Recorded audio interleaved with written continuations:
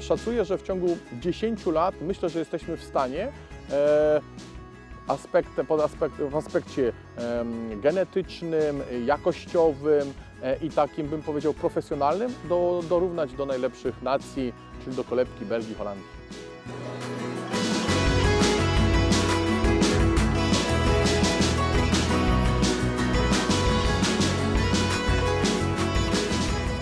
Jesteśmy w tym momencie najliczniejszym związkiem gołębi pocztowych w Europie i zdobywamy najwięcej nagród na wystawach międzynarodowych, olimpiadach.